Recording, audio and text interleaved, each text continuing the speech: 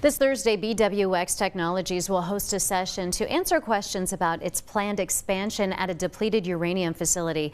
News Channel 11's Jeff Keeling caught up with a person who lives nearby the expansion, who shares his concerns on what he believes the project will bring to the community.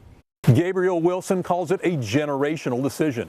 Whether the Washington County Commission will allow for the production of high-purity depleted uranium in his and his neighbors' backyards. If they vote this in, they're literally betting the entire health and safety of this community on the hope that BWXT Jonesboro is the very first high-purity depleted uranium processing facility of its kind that isn't a Superfund cleanup site. Wilson's part of a quickly organized group opposing a rezoning BWXT would need for a planned expansion.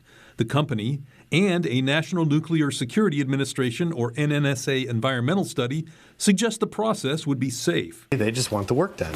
And so I don't blame them for saying all the reasons why they think it could be safe, but accidents happen and we have to prepare ourselves for a worst case scenario, not a best case scenario. That NNSA study showed an increase in transport of raw depleted uranium to the expanded plant here and more final product heading from here to Oak Ridge's Y-12 plant, part of a new $1.6 billion contract for BWXT. My position right now is not anti-BWXT, it's not anti-jobs, and it's not anti the work that they want to do. My position is this is not the right location. Signs opposing the project dot this part of the county.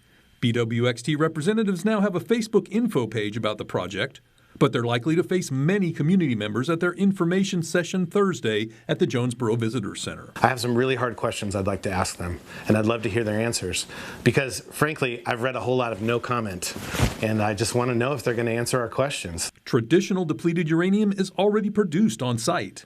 The high purity work, new there and critical to renewing the nation's nuclear weapons stockpile, according to the NNSA, may not even require a rezoning.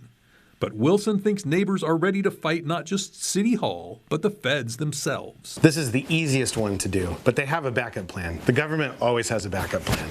And as far as our commissioners go, man, they must be under a lot of pressure, not just from, the DOD and the DOE, but also from their community. The Washington County Planning Commission is set to pick the issue back up at its January meeting.